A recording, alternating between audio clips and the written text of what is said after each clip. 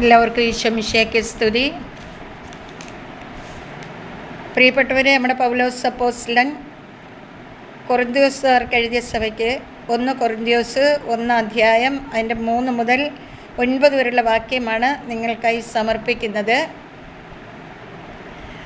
നമ്മുടെ പിതാവായ ദൈവത്തിൽ നിന്നും കർത്താവായ യേശുക്രിസ്തുവിൽ നിന്നും കൃപയും സമാധാനവും.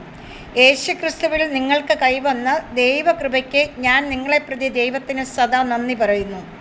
എന്തുകൊണ്ടെന്നാൽ അവിടുന്ന് എല്ലാ വിധത്തിലും, പ്രത്യേകിച്ച് വചനത്തിലും വിജ്ഞാനത്തിലും നിങ്ങളെ സമ്പന്നരാക്കി.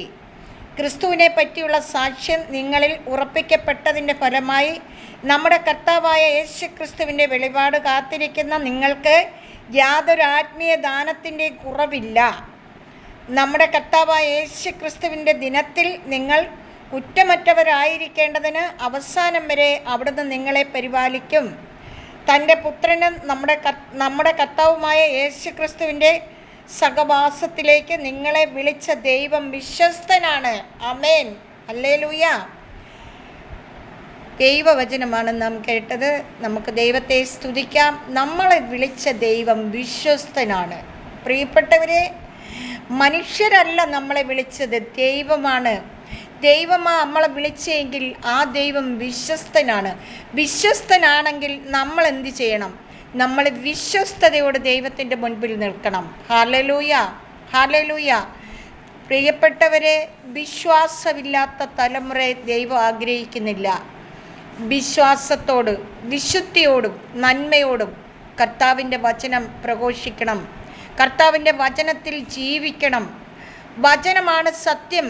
ആ വചനം ആകാശവും ഭൂമിയും കടന്നു പോയാലും കർത്താവിൻ്റെ വചനം ഒരിക്കലും കടന്നു പോകത്തില്ല. കർത്താവിൻ്റെ വചനമാണ് കർത്താവ് നമുക്ക് തന്നത്. കർത്താവിൻ്റെ ജീവൻ തന്നെയാണ് നമുക്ക് തന്നത്. ആ ജീവനെ മുറുകെ പിടിച്ചുകൊണ്ട് നമുക്ക് മറ്റുള്ളവർക്കായി പ്രാർത്ഥിക്കാം. എന്താ പ്രിയപ്പെട്ടവരെ നമ്മളുടെ കർത്താവ് നമ്മളോട് ആവശ്യപ്പെട്ടത്? നിങ്ങൾ പരസ്പരം പ്രാർത്ഥിക്കണം, പരസ്പരം സ്നേഹിക്കണം.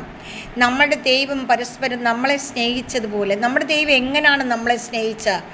കുരിശിൽ, അതായത് കുരിശു മരണം വരെ, അതെ, അവസാനത്തുള്ളി രക്തം വരെ നമുക്ക് വേണ്ടി നൽകിയ നമ്മളുടെ യേശു, ആ യേശുവിനെയാണ് നമ്മൾ സ്നേഹിക്കുന്നതെങ്കിൽ ആ യേശു പരിശുദ്ധനും വിശ്വസ്തനും ആയിരുന്നത് പോലെ നമുക്കും പരിശുദ്ധിയിലും വിശുദ്ധിയിലും നിറയാം. ഹല്ലേലൂയ. നമ്മുടെ സ്വർഗീയ പിതാവിൻ്റെ പരിശുദ്ധിയും വിശുദ്ധിയും നമ്മുടെ മേൽ വന്ന് നിറയുവാൻ നമുക്ക് പ്രാർത്ഥിക്കാം. പ്രിയപ്പെട്ടവരെ, ശക്തമായി പ്രാർത്ഥിക്കാം. അങ്ങനെ എൻ്റെ ഈ എല്ലാ പ്രിയപ്പെട്ട സ്നേഹിതർക്കും, എൻ്റെ കർത്താവ് എനിക്ക് തരുന്ന വചനം കേൾക്കുന്ന എല്ലാ പ്രിയപ്പെട്ടവരെയും ഞാൻ സമർപ്പിച്ച് പ്രാർത്ഥിക്കുന്നു. എൻ്റെ കർത്താവെ, ഏതാനും നാളുകൾ ഞാൻ ഈ യൂട്യൂബിൽ പ്രാർത്ഥിക്കുവാൻ കയറിയില്ല. എനിക്ക് ചില രോഗങ്ങളായിരുന്നു, രോഗത്താൽ ഭാരപ്പെടുകയായിരുന്നു. അവയിൽ നിന്നെല്ലാം വ്യത്യസ്തമായി എൻ്റെ കർത്താവ് എന്നെ കാത്തു പരിപാലിച്ചു.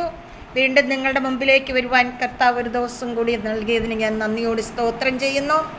എൻ്റെ പ്രിയപ്പെട്ടവരെ, നിങ്ങൾക്കായി സമർപ്പിക്കുന്ന ഈ പ്രാർത്ഥന ആകാശവും ഭൂമിയും കടന്നു പോയാലും കർത്താവിൻ്റെ വചനം കടന്നു പോകാത്തിടത്തോളം ഈ പ്രാർത്ഥന നിങ്ങളിലെല്ലാം നിലനിൽക്കുവാൻ, ദൈവത്തിൻ്റെ അതീവ സ്നേഹം കൊണ്ട് നിങ്ങളെല്ലാം മൂടുവാനായി നിങ്ങൾക്കായി പ്രാർത്ഥിക്കുന്നു. ഈ പ്രാർത്ഥന കേൾക്കുന്ന ഓരോ വ്യക്തികളെയും ദൈവം അനുഗ്രഹിക്കുമാറാകണമേ. അവർക്കാവശ്യമായ എല്ലാ നന്മകളും കൊണ്ട് നിറയ്ക്കണമേ. പിതാവേ, ഈ മക്കളെ എല്ലാം ശക്തിപ്പെടുത്തണമേ, അനുഗ്രഹിക്കണമേ.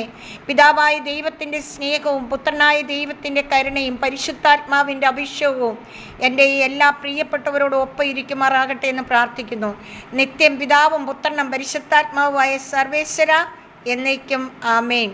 കർത്താവ് നിങ്ങളെ എല്ലാം സമൃദ്ധമായി അനുഗ്രഹിക്കട്ടെ.